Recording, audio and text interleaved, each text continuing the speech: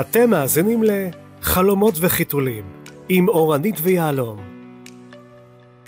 ברוכים הבאים לפודקאסט שלנו חלומות וחיתולים, הפודקאסט שמדבר לאנשים שרוצים לבנות קריירה בשילוב משפחה ותוהים איך אפשר לעשות את זה.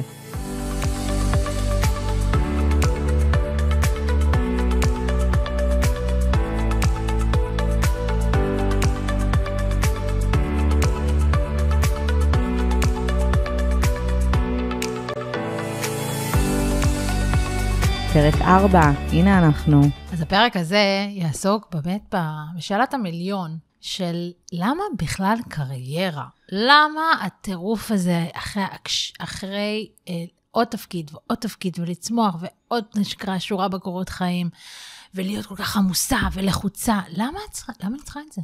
שאלה טובה. ואני יכולה להגיד שאני יודעת להגיד איפה זה יושב אצלי. אני אי שם, חזירה אותך, אי שם לגיל 17, ולמדתי בשיעור פסיכולוגיה בתיכון, בעצם היה איזושהי תיאוריה, על בן אדם מבוגר, זקן, שמתחלק לשניים. אז יש את הזקן הממורמר, הכועס, שכאילו כל הזמן, אנחנו גם רואים כאלה ברחוב, כן? שהם כאלה ממורמרים על החיים שלהם, ויש דווקא את הזקן הנינוח, שבכיף שלו יושב בבתי קפה, נהנה מהיום, אומר תודה על מה שיש. ואני זוכרת שדיברו על זה שבתיאוריה, מי שהזקן הממורמר והכועס, הוא בעצם זה שמרגיש החמצה. שפתאום בגיל 80 לחייו, הוא מסתכל אחורה ואומר, מה עשיתי עם החיים שלי? למה בזבזתי אותם? למה לא עשיתי משהו שאני היום מרגיש משמעות? ודווקא זה שהיה מאוד מאושר ומאוד נינוח, חי חיים מלאים, שלבים, קיבל החלטות קשות, מאתגרות, אבל שהוא בסוף היה שלם איתם.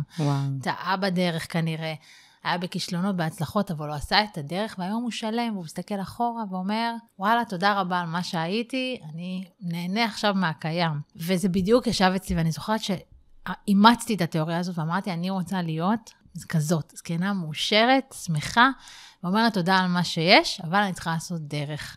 וככל שהלכתי והתבגרתי, אמרתי, אני רוצה שיקרה פה משהו אחר בחיים שלי, להרגיש תחושה של משמעות.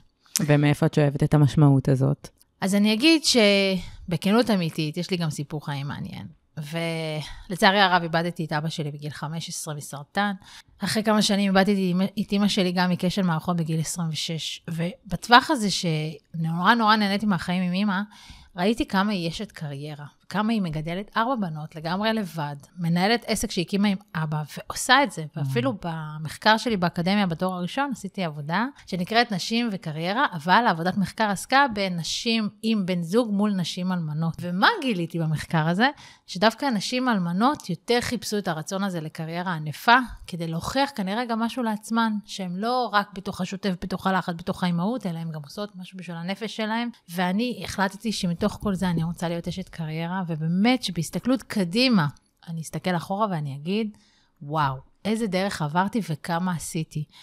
ואני אגיד את האמת, אני כמה היום מאושרת לדרך שאני בוחרת בקריירה שלי. אני שמחה להגיד שכל תפקיד שאני בוחרת, אני ממש בוחרת אותו, ולא סתם לוקחת אותו על הדרך, אני מעצבת את הקריירה, ואני מאחלת לכל אחד ואחת להיות עם האומץ לעצב קריירה. אז איך עושים את זה? קודם כל, להיות בעיניים מפוקחות, ובאמת לשאול את השאלה, מה אני רוצה להיות שאני אהיה גדולה? הייתה תקופה שחשבתי שאני רוצה להיות סמנכ"לית משאבי אנוש בחירה, וכל המסלול שלי, הייתי בצבא המון שנים, אבל כל המסלול שעשיתי שם היה באמת בתחום של משאבי אנוש. עם הזמן, ככה שהתפתח בי החוש היזמי, והאהבה שלי לקיימות, אז אמרתי, אוקיי, אולי רגע אני רוצה בכלל להיות יזמת, ואני רוצה שיהיה לי כמה עסקים, אז יש בי את כל הידע על הון אנושי, ועל באמת על משאבי אנוש, אבל ידעתי לקחת ולמנף את זה. אבל מה שאני חושבת שעזר לי בחיים, זה ההבנה שאני צריכה לקבל החלטה מושכלת על כל תפקיד שאני לוקחת, ולא פשוט לזרום. ואני אגיד באיזשהו מקום, שגם צריך לדעת להתפשר בשכר לפעמים, ונגיד לרדת במשכורת, אם הרווחתי יותר, לרדת במשכורת לטובת עלייה בהמשך, שזה מה שאני קורא לי ממש ברגעים מלא בתקופה זו. ואני רוצה רגע להעביר את השאלה אלייך. את גם במרוץ לקריירה, וזה משהו שמאוד מעסיק אותך ביום-יום. אז למה? וואו, למה? אני הבנתי על עצמי שמאוד מאוד קרוב לליבי, והסיבה שאני עושה קריירה, זה האמת, דווקא האנשים שבסביבה שלי. כמה שזה נשמע, זה לא אגואיסטי, אבל דווקא המחשבה על זה שיש לי צוות להוביל, ואנשים שאני יכולה להשאיר בהם חותם, והמשמעות שאני יוצקת להם לתפקיד שבו אנחנו עוסקים, בין אם זה מקצועי או קצת יותר חברתי, זה מה שגורם לי רגע לתחושת משמעות וסיפוק, ואני חושבת שכל השנים, בין אם זה בצבא או ביוזמות או בפרויקטים שלקחתי, מה שהוביל אותי לאורך כל הדרך, זה הנגיעה באנשים. בין אם זה להוביל אותם תוך כדי התפקיד, שמתי לב שהייתי עושה להם תהליכי מנטורינג, ורגע להוביל אותם לבחירות, אם זה ללימודים, ואם זה להתפתחות אישית, זה משהו שמאוד מצאתי בו עניין, ובזכותו, ואני חושבת שתפקידים שבחרתי היו בעיקר סביב השאלה, האם יהיו לי אנשים תחת ניהולי, תחת פיקודי, וזו הסיבה המרכזית. תודה על השאלה. אז אפשר להגיד שהשפעה יהיה מילת מפתח אצלך? וואו, ממש. ממש ככה. ואני גם תמיד אמרתי לאורך כל השנים, מאוד חשוב לי לבחון. זאת אומרת, אם זה בשירות הצבאי ובקבע, זה היה רגע לבחון את התפקידים. קודם כל, שחרור מצה"ל, זאת הייתה האופציה הראשונה.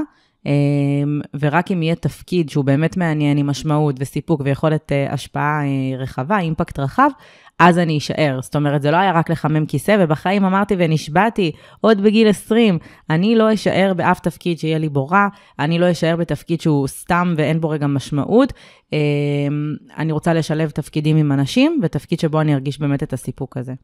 אז אני באמת רוצה להתייחס למה שאמרת, של אני לא ארגיש רע. הרבה פעמים אנחנו נכנסים למקום עבודה, ונגיד רק עכשיו חתמתי חוזה, נכנסתי, התחלתי לעבוד, הרבה 3-4 חודשים, אני רואה שלא טוב לי, ואני אומרת, אוקיי, אני אתן לזה צ'אנס, אני אתן לזה במהלך של שנה, לא, טוב לי. יש הרבה אנשים שישארו במקום הקיים, למרות שלא טוב להם, מי חשש של, אוי, איך אני אחפש עכשיו עוד עבודה, ומי יקבל אותי, ואולי זה המקום הנכון לי, והנה אני מרוויח נחמד, אז אני אולי לא יכולה לעלות בשכר, וטוב, המקום גם קרוב אליי לבית, זאת אומרת, יש את כל התירוצים והסיבות למה להישאר במקום העבודה, אבל אם אני קמה לא מאושרת, אז מה זה שווה? לא שווה. והרבה אנשים, לצערי, שאני שומעת, קמים ליום עבודה לא באנרגיות טובות, כי הם לא באמת רוצים ללכת, והם עושים את העבודה כי צריך. ותחשבי, זה עולם אוטופי ונפלא יכול להיות לנו, אם כל אחד היה קם באמת למקום שהוא רוצה לעבוד בו. כל האנרגיות, במיוחד במדינה שלנו, היו משתנות פלאים, וכולם היו קמים באנרגיות טובות. אז זה דבר אחד שלמדתי גם בעולמי ככה במשאבי אנוש, שחייב שהעובדים יאהבו את מקום העבודה, יאהבו את התפקיד שלהם, ויש סדנאות, גם אני מעבירה סדנה כזאת, שאלך באמת לגרום להם, לאהוב את להיחשף למה שהם אוהבים, ובהתאמה למצוא את התפקיד הנכון. וגם אני אגיד שנדרש פה אומץ, כי בסופו של יום, אם לא טוב לי, אז צריך לעשות דרך ולמצוא את התפקיד הבא שכן יהיה לי בו טוב, וזה בסדר גם לעזוב אחרי שנה, אז נכון, זה לא אידיאלי, אבל... מעדיף, לקום ממורמרים למקום שלא טוב לנו, או רגע לעשות דרך ולפחות לחפש את מה שיעשה לנו טוב. אז אני לא אומרת לחתוך, אני לא אומרת עכשיו לא טוב לי, אני חותך את זה או אני הולכת, אבל אני כן אומרת, תוך כדי זה שאנחנו עובדים, בואו נחפש מקום עבודה שיותר אני רוצה ויותר נכון לי, וכשאנחנו מחברים את זה רגע להורות, אז צריך גם לשאול, אוקיי, אבל גם מה נכון לי בהקשר ההורי? האם אני היום יכולה למשל, אם אני גרה בראשון לציון, האם אני יכולה עכשיו להרשות לעצמי לעבוד אי שם, לא יודעת מה, בחיפה? לא, פתאום כשאני אימא, אז יש לי עוד שיקולים, נכון? כי אני צריכה להספיק לחזור לילדות שלי, אז אני צריכה אולי למצוא משהו שהוא יותר באזור המרכז, למשל במקרה שלי. יש לי חברה טובה שגם גרה לידי, ואומרת לי, אני, הכי רחוק שאני נוסעת זה רחובות, רוצה גג, רבע שעה 20 דקות נסיעה, לא רוצה עכשיו יותר מדי להתרחק, וזו החלטה שהיא קיבלה. אגב, כתוצאה מזה, זה מצמצם לה משמעותית את כמות האפשרויות שיכולה לעבוד בהם, כי רוב מקומות העבודה הם בתל אביב, והיא לתל אביב לא רוצה לנסוע. אז יש פה כן שיקולים שאי אפשר להתעלם מהם, וגם דיברנו על קונספט של הבן זוג, אז גם פה אנחנו צריכים לחשוב בין היתר, האם הקריירה שאני בוחרת לעצמי, יכולה להתאים עם קריירה של בן הזוג שלי, ולהפך. ואם שנינו בוחרים אגב במרוץ לקריירה, אז אחד לחשוב מי נפגע בכל התהליך, או איך אנחנו מגשרים על הפגיעה הזאת. אני תופסת את זה האמת כמחיר שצריך לשלם. זאת אומרת, זה פוגש אותנו בהרבה תחומים בחיים, פה בעיקר בקריירה, אם רגע שני בני הזוג בקריירה, אז לדעתי זה לוקח למקום של איזה מחיר משלמים, במחיר הזוגי, במחיר רגע של ההורות, במחיר רגע האישי אפילו, זאת אומרת של הסטרס, של הלחץ, של האחריות, ואם בוחרים את זה שוב, ולוקחים את זה בחשבון, ומוכנים לשלם את המחיר, זה עניין של בחירה, בסדר? וזה משהו שחשוב לי שנשליך על כל תפקיד. זאת אומרת, המאזינים ששומעים אותנו, בין אם אתם עכשיו בתחילת הקריירה, מחשבים מסלול מחדש, אולי לקראת שינוי משפחתי או משהו כזה, תנסו להקדיש את המחשבה, באמת, קודם כל, למי אתם ברגע הזה? למי אתם? מה באמת השתנה אצלכם? האם עכשיו אתם פנויים לתפקיד שהוא כן עם צוות, או יותר לתפקיד שהוא עצמאי, לתפקיד שהוא משרדי, או לתפקיד שהוא בשטח? זאת אומרת, יש המון משרות, וגם אנחנו משתנים עם הזמן. אז זה משהו שמאוד מאוד חשוב לי ככה במסר להעביר למאזינים שלנו. תנסו להקדיש את המחשבה לזה רגע, לפני שאתם בוחרים את התפקיד הבא. מה דעתך על זה? אז אני קודם כל בעד, אני אגיד שאני הייתי בצבא 16 שנה, והייתי בטוחה שלי ממש קשה למצוא תפקיד בחוץ, אבל כשיצאתי החוצה, לאזרחות גיליתי שפע. ואני חושבת שדווקא מי שלא בשירות צבאי ונמצא באזרחות, שוכח מהשפע הזה. יש כל כך הרבה אופציות של איפה לעבוד, זה רק באמת למצוא את מה שנכון לנו, ולפעמים צריך לעשות תהליך. הייתה לי פעם הייתי מאמנת אנשים, האמנתי, אישה שאמרה לי, אני רוצה להיות מנהלת פרויקט, אבל כאילו על פניו לא היה לה, בוותק הקרייריסטי, לא היה לה דברים שהם כל כך חושבים על ניהול פרויקט, ואמרתי לה, את עשית מה שצריך כדי לגשר על הפער, אז היא עשתה קורס, והייתה הולכת לכנסים ומיטאפים, ובסוף היא באמת מצב, והיום היא מנהלת פרויקטים.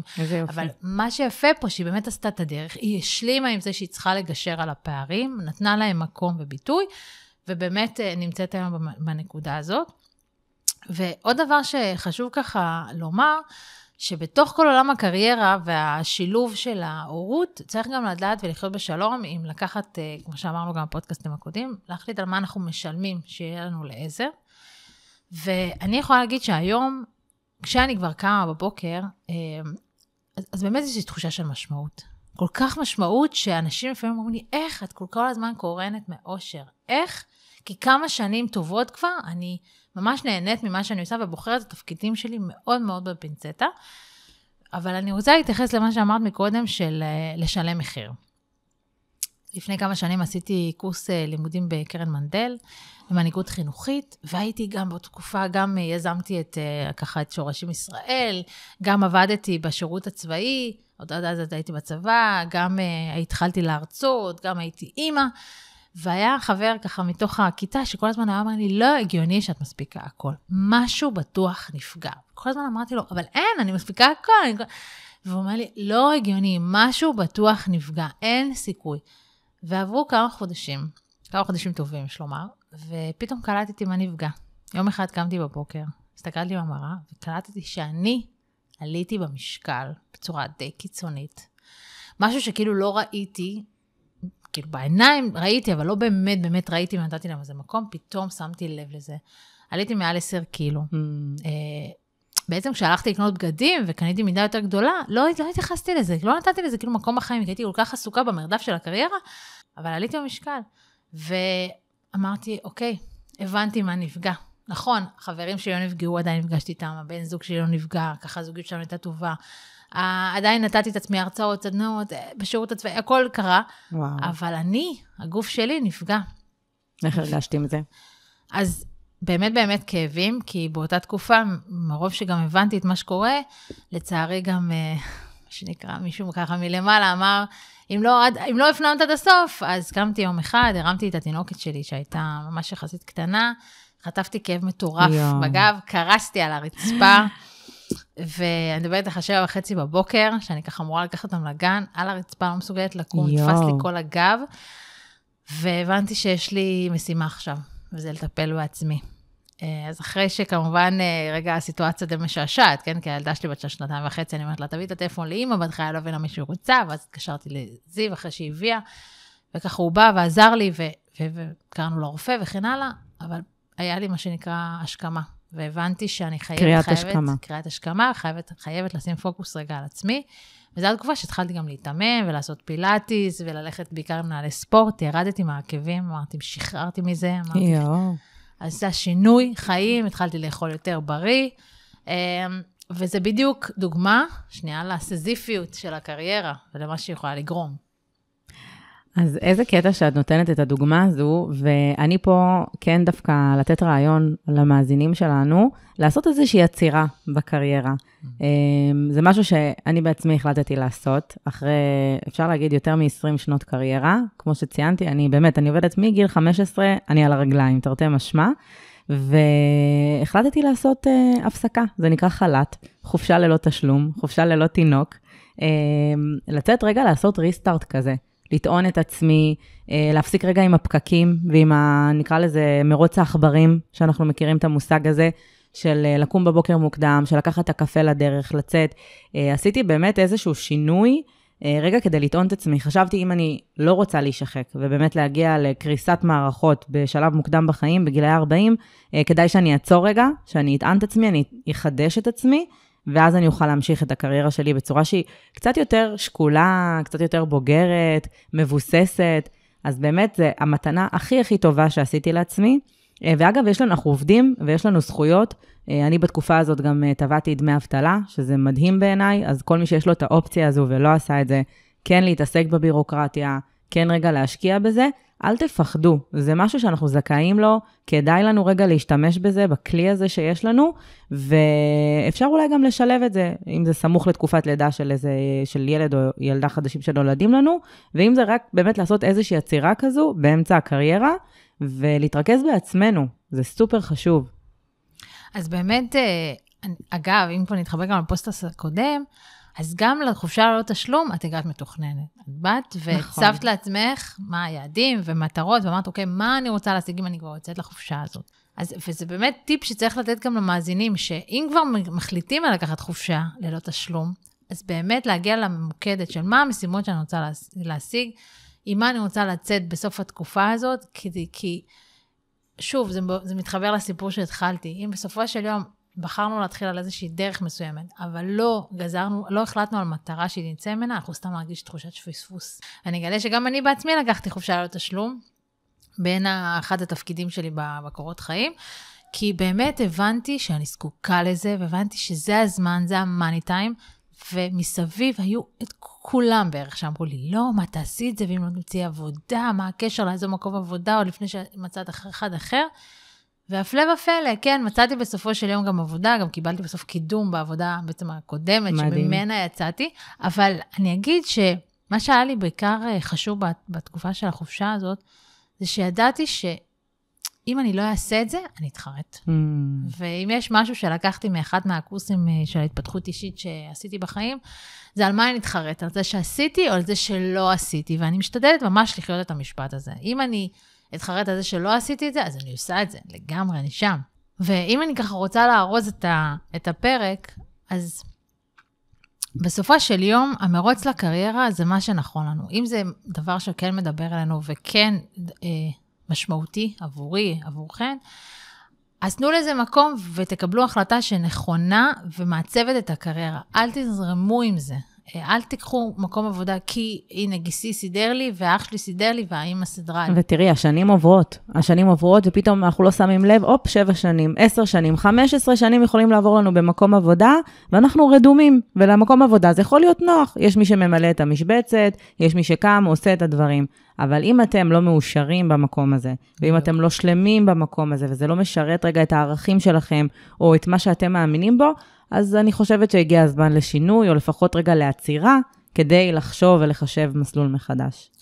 נכון, אני גם אגיד שלהתייעץ עם אנשים. כשבונים קריירה, במיוחד אם חשוב שהיא תהיה משמעותית, להתייעץ עם כמה שיותר. אני עכשיו עמדתי בפני החלטה של השלב הבא, מה אני הולכת לעשות, והתייעצתי עם משהו כמו 7 מנטורים ומנטוריות שיש לי בחיים, שאספתי במהלך הדרך. אגב, מנטור, אני אומרת לכם, כל אחד מכם צריך להכיל מנטור כזה, שיתווה את הדרך, בין אם זה חברה טובה, שהיא עוברת דרכים ככה דומות ויכולה לתת דעה, ובין אם זה גם באנשים שהם מבוגרים מאיתנו, שאני מסתכלת עליהם כאיזשהו, במחאות, כן, סגני השבט, כאלה שאני באמת מעריכה את יכולת חשיבה שלהם, ויודעת שהם מכירים אותי, ויכולים לעזור לי לקבל החלטות.